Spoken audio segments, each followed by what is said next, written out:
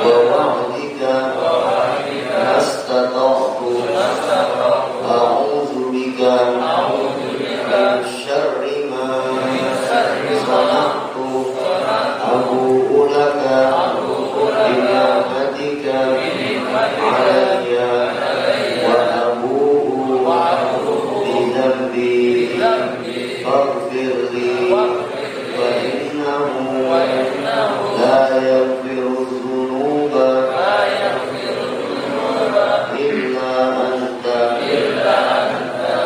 Fadilatul Mukarramin wal Muhtaramin, segenap pengurus Masjid Jami Nurul Islam, Bapak Ketua DKM Nasional Mahbub, Bapak Ustaz Haji Abdul Muhammad, Bapak Umar, Bapak Ketua RW, Bapak Ketua RT, para sepuh kini sepuh, para tokoh masyarakat yang mohon maaf tidak bisa kami sebutkan satu persatu, namun kita selalu berharap kepada Allah Subhanahu wa Ta'ala, mudah-mudahan akhirnya kita menjadi asbab Allah mengampuni segala dosa-dosa kita semua. Bahan puji syukur kita panjatkan kehadirat Allah atas segala nikmat dan karunia-Nya. Salawat dan juga salam semoga senantiasa tercurah berlimpah kepada baginda kita Nabi Muhammad SAW beserta seluruh keluarga, para sahabat dan juga pengikutnya, dan kita sebagai umatnya yang selalu berharap kepada Dia di akhir zaman. Hadirin jamaah dirahmati oleh Allah Subhanahu wa Ta'ala, seperti biasa mari kita buka pengajian kita dengan membaca umul kitab suratul Fatihah. Yang kita niatkan semoga asbab Fatihah yang kita baca ini menjadi wasilah terbukanya segala kemudahan untuk kita semuanya, baik itu dalam masa urusan dunia maupun urusan akhirat.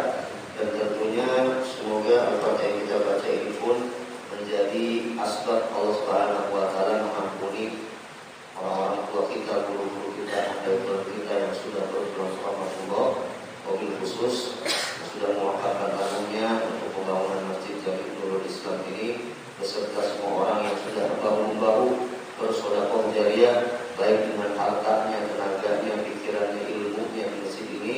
Mudah-mudahan Allah senantiasa lapangkan kuburnya, Allah jadikan kuburnya raudhah min riyadil jannah. Ala hadhihi niyyah wa ala kulli niyatin shalihah tuqaddimuha wa nuhdiha ila hadrati Nabiyyina Muhammad Mustafa Rasulullah sallallahu alaihi wasallam wa ala alihi wa azwajihi wa dzurriyyatihi wa ahli baitihi al-kiram wa ila jami'i ashabihi khususan al-arba'atul khulafa'ir rasyidin Sayyidina wa Maulana Abi Bakr As-Siddiq, Sayyidina Maulana Umar bin Khattab, Sayyidina Maulana Utsman bin Affan, Sayyidina Maulana Ali bin Abi Thalib karramallahu wajhahu wa radiyallahu anhum wa ala baqiyati sahabati wa tabi'in wa tabi'i tabi'in bi ihsanin ila yaumil wa ila jami'il awliya wal ulama wa syuhada wa shalihin. Sallallahu alaihi wa sallam Imam Syafi'i wa Imam Abi Hasan Al-Asy'ari wa sultan al-awliya Sayyid Syekh Abdul Qadir Jailani, Syekh Muhammad Salman Al-Madani, Syekh Muhammad Nawawi bin Umar Al-Jawi Al-Rantani, wa Syekh Muhammad Hasbullah wa ila jami'il arwahil awliya Al-Jawi wa ila jami'il muslimin wal muslimat wal mu'minin wal mu'minat min masyariqil ardi wa magharibiha fi barriha wa bahriha, khususan lahu bi abaina wa ummahatina wa jaddatina wa ajdadina wa ahmadina wa ammina wa masyayikhina wa asatidatina khususan lahu bi al-qubur.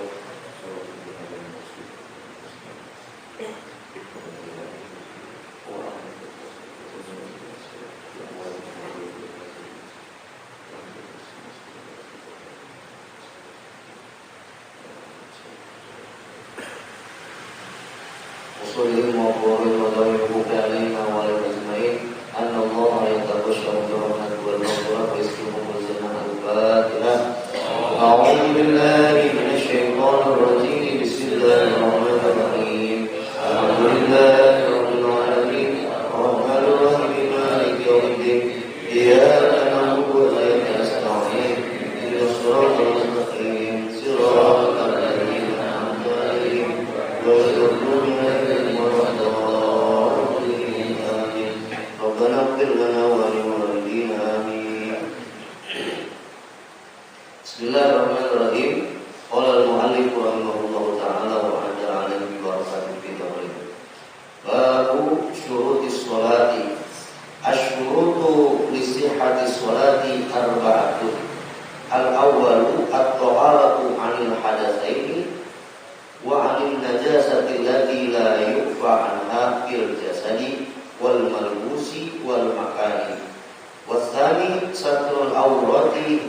hamlal badani wa jawanibihi bil qadiri alaih walau shalla fi zulmati munfaridan anin nasi wa awratu zakari wal amati fi sholati ma baina surati wa rubah lakinna yajibu alaihima satrus surati wa rubati aidan wa awratul hurratil kamilati jami'u badaniha illal wajhi wal kaffaini wa man ajaza an satri awratihi bis sholati shalla aliyan wala i'adata alaihi wasalisu dukhulul waqti walau bi ghalabati dhanni bi sholatil mu'aqqidati kal fardil aslihi wa tawabihi wa wujudis sababi yaqinan billati la asalabun kasolatil kusuki wala tasihu sholatun mu'aqqidatun hatta yadkhula waqtuha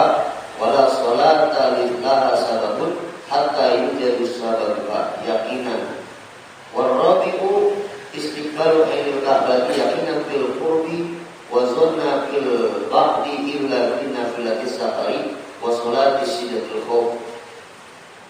Hadirin dirahmati Allah Subhanahu wa taala. Setelah kemarin kita sudah membuka mukadimah tentang bab sholat, sekarang kita melanjutkan kembali pelajaran kita, bahasan kita dari kitab As'imalul Yaminah fi Riyadhil Badiyah karangan Syekh Muhammad Hasbullah yang disarah oleh Syekh Muhammad Nawawi Al-Jawi Al-Bantani. Maka berkata mu'alif kitab tersebut, bab syarat sahnya sholat. Asyurutu li sihhati sholati arba'atun. Syarat sah sholat kita itu ada 4 perkara. Al-awwalu, yang pertama, at-thaharatu anil hadatsaini wa anil najasati la yufa anha fil jasadi wal malbusi wal makani. Yang pertama, syarat sah sholat kita, kalau sholat kita mau diterima sama Allah Subhanahu wa taala, adalah suci ya dari 2 hadas, baik itu hadas kecil maupun juga hadas besar. Kemudian wa an najasatil lati la yufa anha, dan suci daripada najis-najis yang tidak dimaafkan daripadanya. Fil jasadi, baik pada tubuh kita, wal malbusi maupun pakaian kita, wal makani maupun tempat yang kita pergunakan untuk sholat. Baik, hadirin dirahmati oleh Allah Subhanahu wa taala, yang pertama syarat sah sholat itu adalah suci. Tentunya bab masalah kesucian sudah kita bahas ya pada awal pembukaan kitab As'imalul Yaminah tersebut. Kemudian sucinya ini daripada 2 hadas, baik itu hadas kecil maupun hadas besar.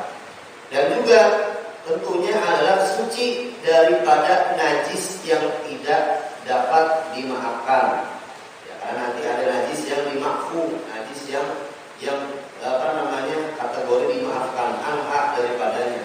Ya, baik fil jasadi wal malbusi wal makani, baik itu di badan kita maupun di pakaian kita ataupun di tempat yang kita pergunakan untuk sholat. Ya, di antara najis ghairu makfu, najis yang tidak dimaafkan adalah yang pertama, yaitu ad-damu, darah. Jadi kalau bapak-bapak sholat, baik di badannya ataupun di pakaiannya ataupun di tempat yang kita pergunakan sholat, atau sejadahnya atau karpetnya ada darah, ya, apalagi terlebih darah tersebut masih belum kering, masih basah, ya, maka hadirin dirahmati oleh Allah Subhanahu wa taala, itu tidak sah sholatnya, ya. Kemudian apalagi di antaranya al-qaih, muntah, pernah muntahan, ya, muntah, miskin dong-dong anak kita, cucu, ya, kebetulan habis disusui nama ibunya, terus kita gendong, kemudian dia kumuh, tahu kumuh, oh pak, ya, susu yang udah diminum sama dia dimuntahin lagi, ya,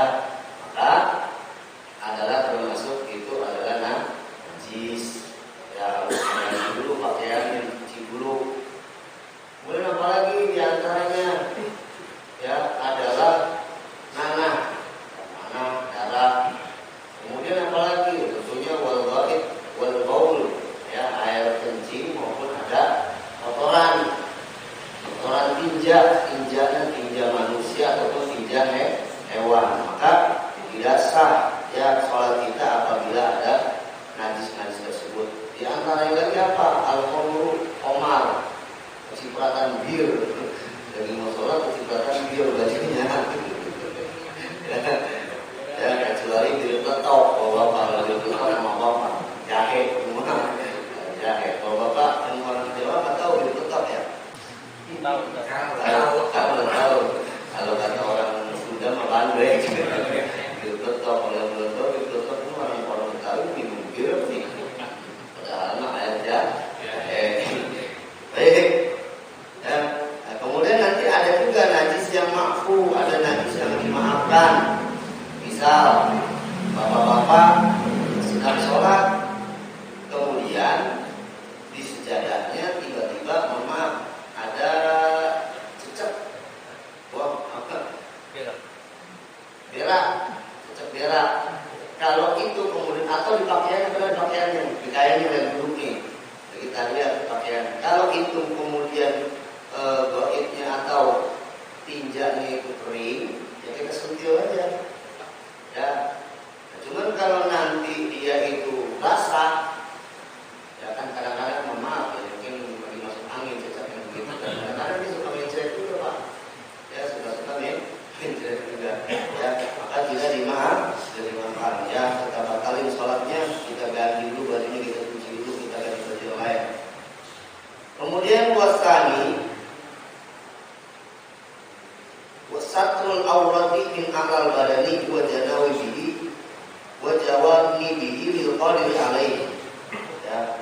Yang selanjutnya yang kedua itu adalah menutup aurat ya dari atas badannya, samping kanan kirinya bagi orang yang mampu untuk menutup aurat. Walau sholat fi zulmati munfaridan, walaupun katanya dia itu sedang sholatnya sendirian di tengah malam yang gelap gulita, tak kelihatan sama orang, di kamar, walaupun kayak busuk, dan tahajudnya dimatiin lampunya, tetap aja kagak boleh buka aurat. Boleh gitu, perempuan kan? Ada yang melihat ini, bayang, terus pakai mukena di rumah. Makin lampu nggak bisa, tetap aja itu menjadi salah satu sholat. Kemudian wa auratul zakari wal amati bis sholati ma baina surrati war rukbah. Auratnya orang laki-laki dan juga al-amat, amat itu budak perempuan, budak tambah sahaya perempuan. Bisolati di dalam sholat, ma baina surrati wa rukbati adalah perkara yang ada dari antara pusar sampai dengan kedengkulnya dia, sampai dengan lututnya dia. Ya, dari pusar sampai lutut itu auratnya orang laki. Jadi kalau bapak-bapak misalkan mohon maaf dalam satu kesempatan ya baju nggak ada yang bersih, kotor semuanya, bisa jadi habis terjadi tsunami atau banjir bandang ataupun misalkan longsor dan sebagainya, ya jangan merasa aman kita. Mentang-mentang jauh dari gunung, jauh dari laut kan belum tentu aman. Bisa jadi terjadi apa? Mau juga menjadi gempa bumi dan sebagainya, sehingga nggak ada pakaian. Ya, kayak kemarin mohon maaf lagi gempa di Cianjur. Ya, orang yang ngirimin banyakkan pakaian-pakaian bekas, daster-daster, akhirnya ya bapak-bapaknya karena yang dikirimin kebanyakan baju perempuan, akhirnya dipakai dengan daster gosok. Ya, apa-apa sah begitu kan. Yang penting dari mulai pusar sampai dengkulnya dia ketutupan. Apalagi kalau bisa mah ya dari atas badan, dari mulai dada di bawah leher sampai bawah semua ketutupan. Itu mah lebih sempurna lagi, lebih bagus lagi. Karena aurat orang laki itu dari pusar sampai dengan ke lutut ataupun dengkul. Nah, cuma sekarang kebalik bahwa Bapak hadirin dirahmati Allah Subhanahu wa taala. Pakaiannya nggak rapi. Ya, cuman apa namanya pakai kaos kecilan, pakai kaos ini nyepret banget itu orang laki, mau tangannya panjang, mau tangannya pendek kayak begitu ya, pakai celana levis, ikut sembahyang berjamaah lagi ngamu di kampung orang. Begitu dia ruku, begitu dia sujud, ya mohon maaf, ya pantatnya kelihatan kemana-mana, ya kan tadi apa namanya aurat itu ya orang laki dan hamba saya perempuan dari mulai pusar sampai dengkul itu sekelilingnya, bukan depannya doang. Coba kalau kita perhatiin loh, kalau ada orang sholat jamaah pakai kaos, apalagi kaosnya yang nyepret kecil begitu kan ya, begitu dia ruku ini belakangnya kelihatan nih, celengannya nih, apalagi dia sujud ya kelihatan. Kadang-kadang mohon maaf ya celananya juga dodoran, kadang-kadang mungkin udah rapi, mau ada lihat ya, mendingan tanya sama pengurus masjid, tanya sama pengurus musola ada kain nggak yang bisa saya pakai begitu ya, ya ntar bajunya dimasukin ke dalam kain.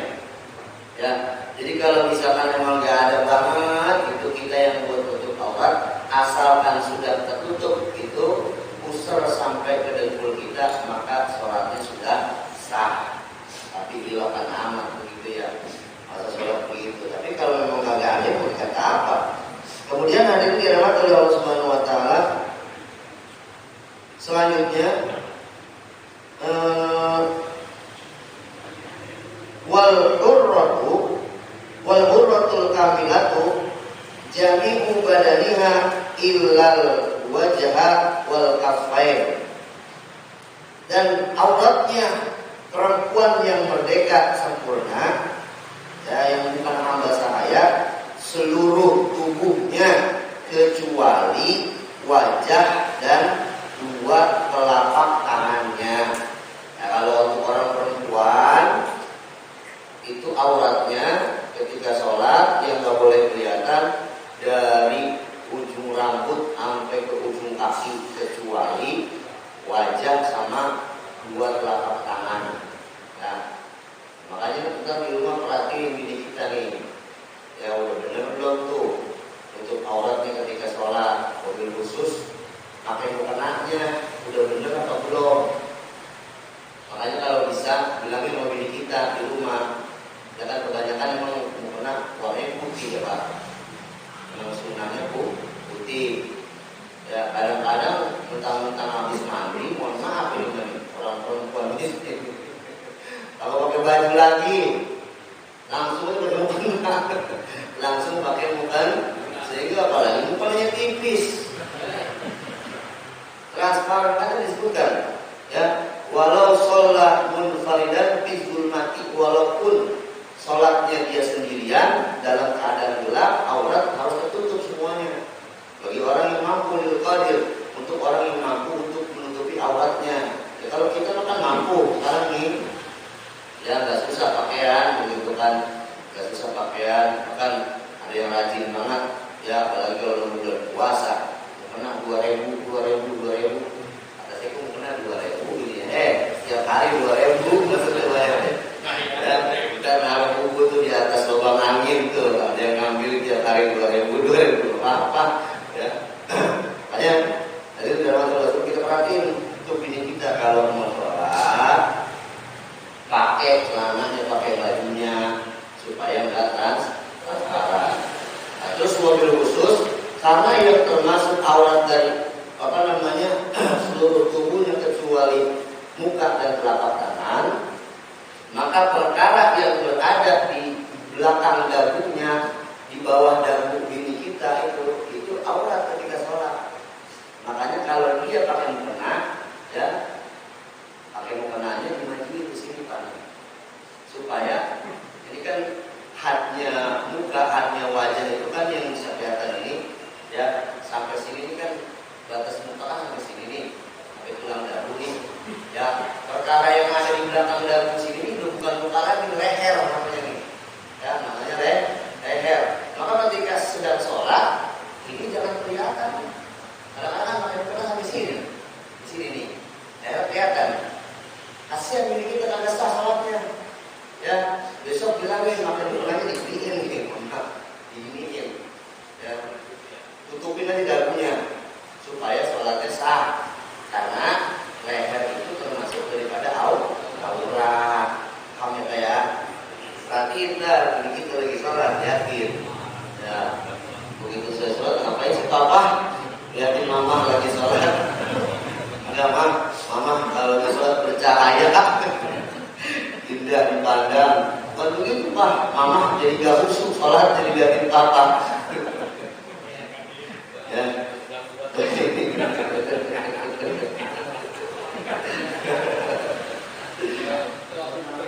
Iya.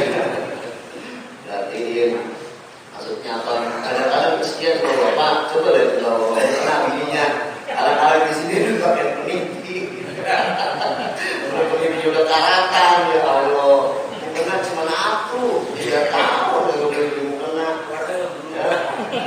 Itu mohon maaf kadang-kadang ya mohon maaf kalau ada tamu udah salat tidak ada ada tamu numpang sholat malah mukanya jelek. Lalu kalau ada tamu padahal itu mukena pakaian buat ada kepada Allah ketika dalam sholat. Kadang-kadang mohon maaf habis wudu masih basah pakai mukena, akhirnya apa? Mukena yang putih pada bintik-bintik hitam tuh, ya kan?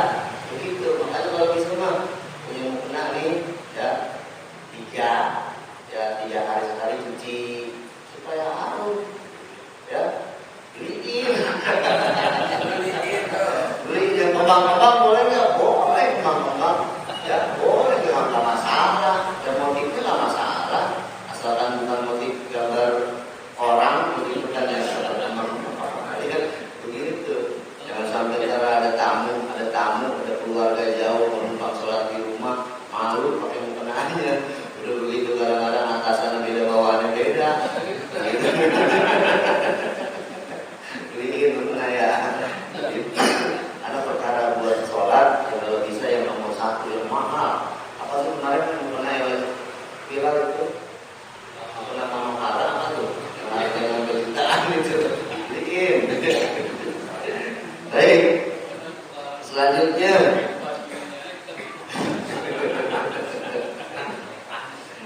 ya, waman ajaza an satri auratihi bis sholati, barang siapa orang yang enggak mampu, tidak puasa untuk menutup auratnya di dalam sholat, sholat aryan, maka itu orang boleh sholat telanjang.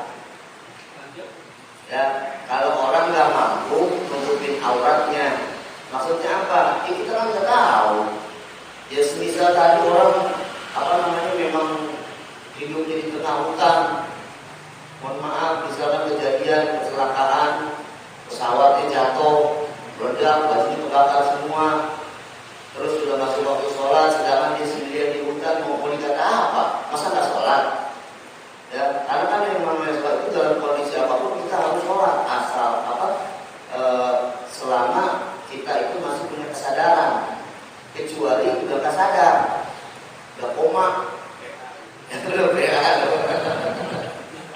Ya, kalau orang udah PA, udah gak waras, ya udah rubial akram, ya udah diangkat kewajiban dari dia. Ya, seperti orang yang lemah, stres. Ya, kalau orang stres tapi orang gila tapi masih kenal duit, bukan gila atau pura-pura gila kan? Ya, kalau orang gila masih kenal duit itu pura-pura gila. Ya, sekarang orang gila kenal duit kan? Ya, sebab termasuk syarat wajib itu adalah pertama Islam, kedua balik, ketiga akil, berakal. Kalau orang nggak berakal mau wajib sholat, ya.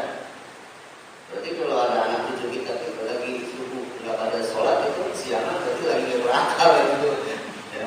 Jadi barang siapa orang yang tidak mampu menutupi auratnya, ya misalkan memang tidak ada pakaian atau habis terkena musibah dan sebagainya sehingga nggak ada pakaian sama sekali yang bisa untuk dipakai untuk menutupi auratnya, sedangkan waktu sholat sudah masuk, maka dia boleh sholat tidak mengenakan busana. Wala i'adata alaih, dan tidak perlu diulang lagi sholatnya pas sudah ada baju. Ya.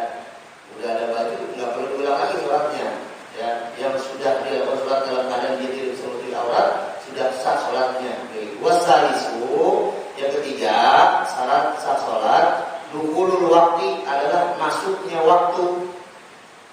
Walau bidolabati dzanni, walaupun dengan persangkaan di sholatil muakkidati, pada sholat yang berkaitan dengan waktu.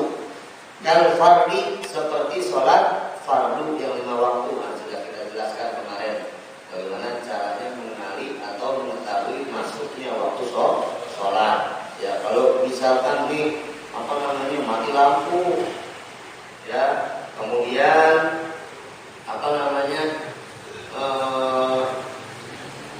cuaca gelap, kalau kita perkirakan ini udah masuk waktu zuhur, ini udah masuk waktu asar, maka walau bidolabati dzanni, walaupun katanya dengan persangkaan kita ya sudah masuk waktu sholat, maka masuk waktu sholatnya. Ya, jadi syarat sah sholat yang ketiga itu adalah sudah masuk waktu. Ya, kemudian wa wujudis sababi yaqinan fil lati laha sabab, dan ya adanya sabab yang kita yakini pada sholat-sholat yang memang di situ adalah memerlukan sebab. Ka sholatil kusufi, seperti sholat kusuf, sholat gerhana, mau gerhana bulan ke, mau gerhana matahari ke.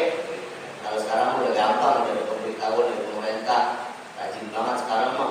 Kalau dulu jarang kan kita nemuin sholat kusuf, sholat gerhana matahari, gerhana bulan. Kalau sekarang mah banyak udah, ya karena memang udah banyak ulama yang ngajarin. Ya, kita juga harus tahu sholat kusuf itu bagaimana, ya sholat gerhana bulan, sholat gerhana matahari bagaimana caranya. Ya, karena sholatnya ada beda dengan sholat yang biasa. Ya, habis rukuk bangun lagi, baca Fatihah lagi, baca surat lagi. Kalau yang belum tahu, oke, bentar.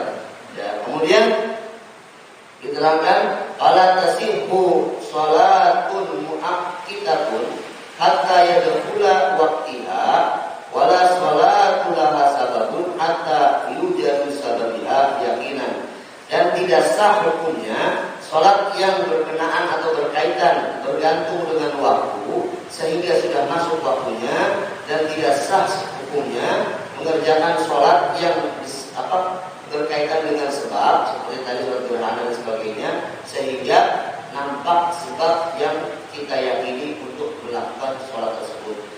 Warabi'u istiqbalu ainil ka'bati yaqinan fil qurbi wa zonan fil ba'di illa fi nafilatis safari wa sholati syiddatil khauf. Yang keempat, menghadap ain kiblat, ain Ka'bah, menghadap Ka'bah, ya, ain Ka'bah yakinan, ya secara yakin, bil qurbi, bagi memang orang yang berada di kawasan atau di dekat dengan Ka'bah tersebut.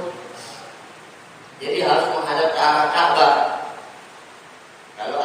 Kalau orang yang berada di dekat area Ka'bah, nggak boleh menghadap ke arah yang lain.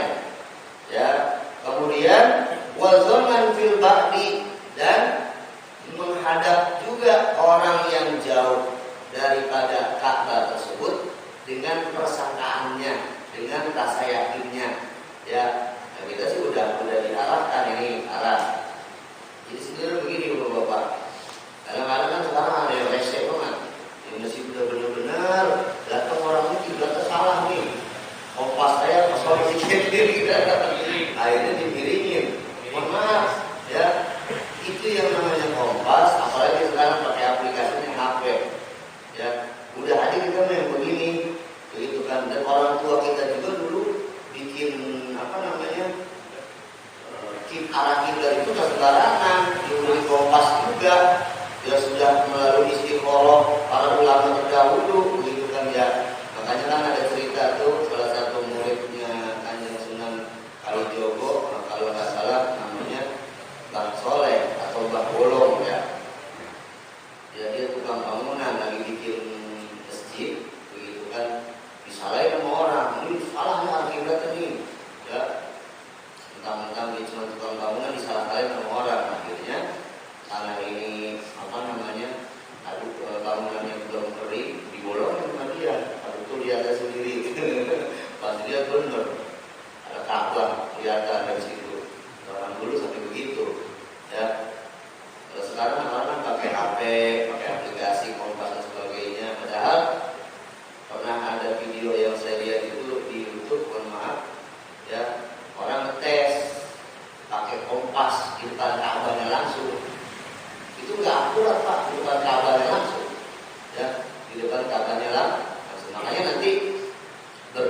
dengan kita ini mazhab Imam Syafi'i, ya ketika nanti berniat itu harus membaca mustaqbil kiblatinya, nanti ada penjelasannya ya selanjutnya.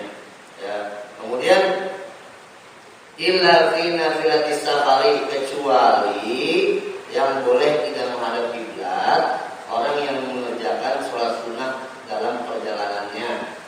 Ya, kita lagi safar, di dalam mobil, di dalam kereta dan sebagainya, pengen sholat duha, mau ada kemana sih, begitu kan, ngikutin gitu arah kendaraannya kemana, begitu. Atau orang yang sholat dalam keadaan takut, ya, benar-benar takut ada yang bunuh dia nih, misalkan. Aturan dia menghadap ke arah barat, cuman karena pintunya di arah timur, dia menghadap sholat ke arah timur. Dan apa kalau dalam keadaan takut, atau orang yang sedang dalam keadaan berperang, dia ada cara-cara sendiri. Kemudian hadirin dirahmati oleh Allah Subhanahu wa taala, selanjutnya bab arkanis shalah, bab tentang rukun-rukun salat. Arkanuha salah satu asyara. Rukun salat itu ada 13. Ya, ada 13. Bija'alat tu'maninatil arba'i sifatun tabi'atun lil arkan. Dengan menjadikan tumakninah yang 4 menjadi sifat yang mengikuti pada setiap rukun. Karena nanti ada yang rukun salatnya 17. Ya, dengan menjadikan apa? Tumakninahnya masing-masing. Kalau ini tumakninahnya dijadikan termasuk bagian pada sifat yang mengikuti rukun tersebut. Jadi ingat ini, ada 13 rukun salat.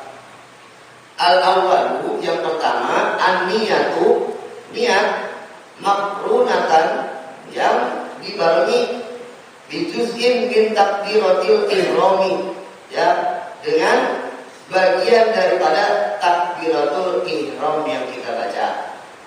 Jadi apa namanya, yang kita baca sebelum takbiratul ihram itu bukan niat namanya. Bapak-bapak kan sudah baca tuh sholli fardhul maghribi salasa raka'atin mustaqbilal qiblati adaan ma'muman lillahi ta'ala. Itu bukan niat. Ya, itu mah talaffuz bin niat, melapaskan niat dengan lisan kita. Sebab kemudian dari rukun sholat yang ada 13 tersebut itu nanti terbagi 3. Ya, yang pertama adalah rukun sholat yang masuk kategori rukun qalbi. Rukun qalbi ini adalah rukun sholat yang dikerjakan oleh hati. Apa itu? Cuma satu, niat. Ya, niat itu yang ngerjain hati kita. Kapan baca niat yang sesungguhnya? Ya, bizuz'in min takbiratil ihram, ya, ketika sudah kita takbiratul ihram. Begitu bapak-bapak mengucapin Allah, hati kita ngomong tuh. Di hati kita ngomong. Mau pakai bahasa Arab lagi silakan. Ya, mau pakai bahasa kita sendiri silakan. Bahasa Indonesia kalau dulu sajaku, sholat maghrib 3 rakaat, atau zaman sekarang saya niat melaksanakan sholat maghrib 3 rakaat menghadap kiblat menjadi makmum wajib karena Allah Ta'ala. Kalau belum selesai itu bacaan niat dalam hati kita sampai lillahi ta'ala karena Allah Ta'ala, wajib karena Allah Ta'ala, jangan sudahi takbirnya dulu. Ya, jangan disudahi takbirnya dulu. Nah, kemudian hadirin dirahmati Allah Subhanahu wa taala, kemudian dikatakan an-niyatu salah darajatin. Sedangkan niat itu ada 3 macam derajatnya. Ya, in kanati sholatu fardhon, kalau sekiranya itu niat yang dibaca pada sholat yang fardu, wajib qasdul fi'li, maka wajib ya menyebutkan, memaksudkan untuk berbuat pekerjaan tersebut. Misalkan ya, usolli fardhol maghribi, saya niat melaksanakan sholat fardu maghrib, atau saya niat melaksanakan sholat maghrib. Itu wajib disebut itu. Ya, derajat niat. Wa ta'ayyanu, ya, wal fardhu, dan merincikan sholat itu. Wal fardhu, dan Buat fardiyah itu udah disebutin sholatnya sholat fardu. Kalau sholat wajib sebutin fardunya. Ya. Kalau sholat wajib disebutin fardunya. Kemudian hadirin dirahmati oleh Allah Subhanahu wa taala, maka itu ulama kita udah nyusun cakep banget tuh.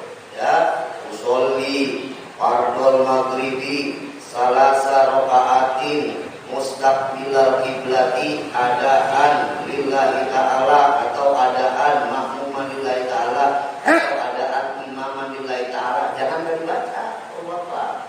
Ya. Ketika kita takbiratul ihram, kemudian dalam hati kita ngulangin lagi tuh niat yang benar yang baru.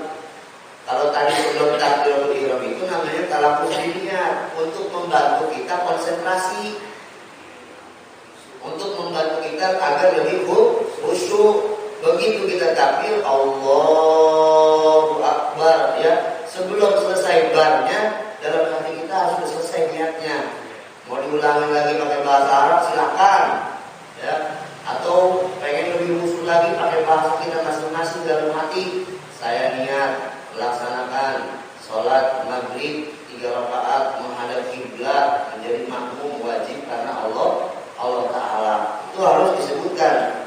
Ya. Wa in kanat nafilatan muaqqatan karatibatin aw jata sababin wajada qasdul fi'li wa ta'yin. Kalau itu sholat sunnah yang berkaitan dengan waktu, seperti sholat rawatib. Sholat rawatib itu sholat yang mengiringi sholat fardu. Ba'diyah itu harus disebutin ya niatnya. Aujata sababin atau sholat yang ada sebabnya, kayak tadi tuh sholat gerhana matahari, gerhana bulan dan sebagainya, harus disebutin nama sholatnya sholat apa, begitu. Wa in kanat nafilatan mutlaqatan wajaba qasdul fi'li faqat. Kalau sholatnya itu adalah sholat sunnah yang mutlak, cuman wajib disebutin maksud sholatnya aja. Usolli sunatan rakaataini, sholat sunnah mutlak. Kalau sholat sunnah yang ada namanya sebutin sholatnya apa, sholat tahajud, sholat duha dan sebagainya, harus sebutin. Al-fi'lu, ya, disebutin perbuatan itu maksudnya adalah menyebutkan usolli, wajib untuk bagi kita mengikut mazhab Imam Syafi'i, wajib hukumnya kita membaca usolli. Ya, kalau misalnya diterjemahkan pakai bahasa Indonesia, maka saya niat melaksanakan sholat. Kalau bahasa Arabnya usolli, itu wajib disebutkan dalam niat kita. Ya, buat ta'yinu dan merincikan sholatnya, maksudnya apa? Disebutin nama sholatnya apa? Apa sholat zuhur, apa sholat asar? Ya, kemudian wal fardiyatu, ya, dan disebutkan ini sholat fardu, maka disebutkan fardhon lillahi ta'ala. Ada yang nanya, Ustaz, emang Allah nggak tahu kita mau sholat apa, pakai niatnya ribet banget katanya begitu? Ya, nggak bisa. Ada juga aturannya begitu. Ya, sudah aturannya begitu. Kan sekarang orang, mohon maaf ini mah dari rumah begitu kan datang, begitu imam takbir ihram Allahu Akbar, imam Allahu Akbar. Kita bingung.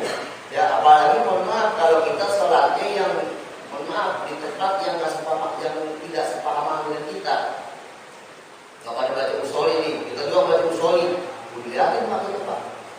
Orang pada tahu usolli, orang mantap baca usolli gitu kan ya. Ya. Padahal dalam mazhab Imam Syafi'i itu wajib menyebutkan ya fi'ilnya, perbuatan kita mau ngapain usolli. Saya niat melaksanakan sholat.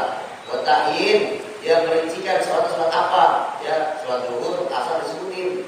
Kemudian apa namanya? Wal fardiyatu disebutin fardu sholat itu. Ya, fardhu lillahi ta'ala. Maka itu yang boleh kita hafalin itu, ya jangan lupa jadi ganti-ganti hari ini.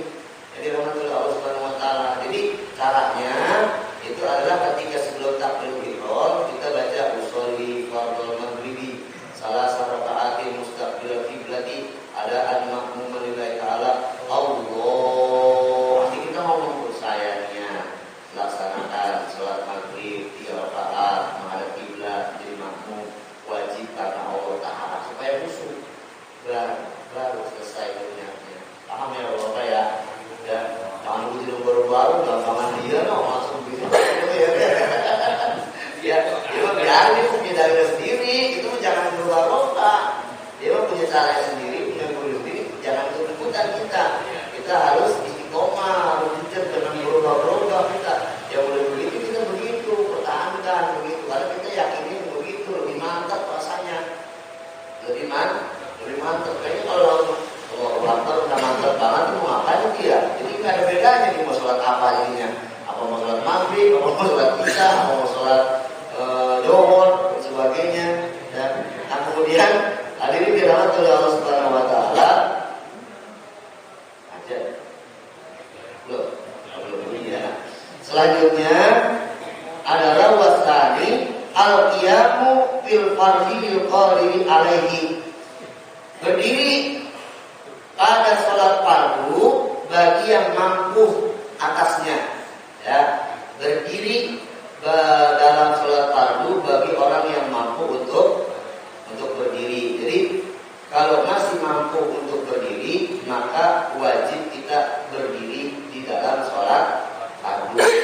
Beda halnya kalau Bapak dengan sholat sunnah. Kalau sholat sunnah mah biar kita sehat, biar kita kuat, pengen duduk, silakan nggak apa-apa duduk. Apa sholat sunnah mah, ya sholat sunnah mah biar kita bisa berdiri, pengen duduk boleh.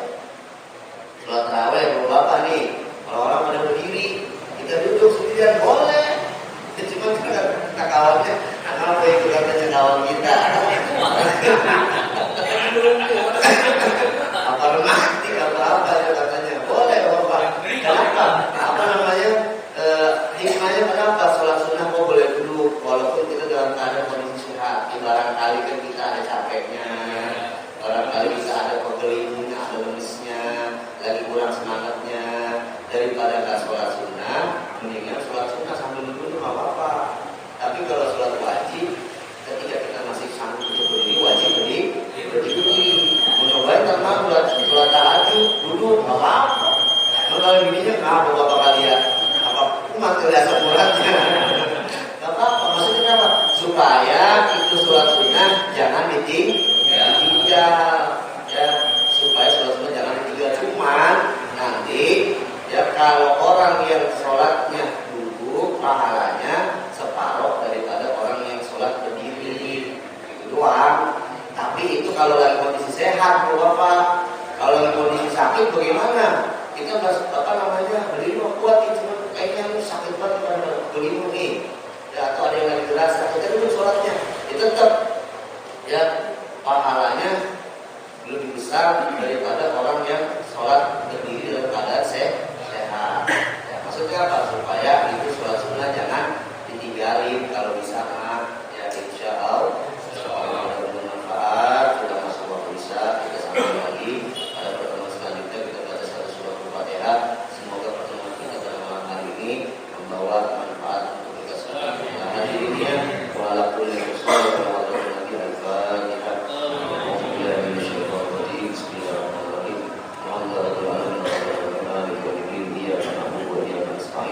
Ihdinas siratal mustaqim, siratal ladzina an'amta 'alaihim ghairil maghdubi 'alaihim waladdallin.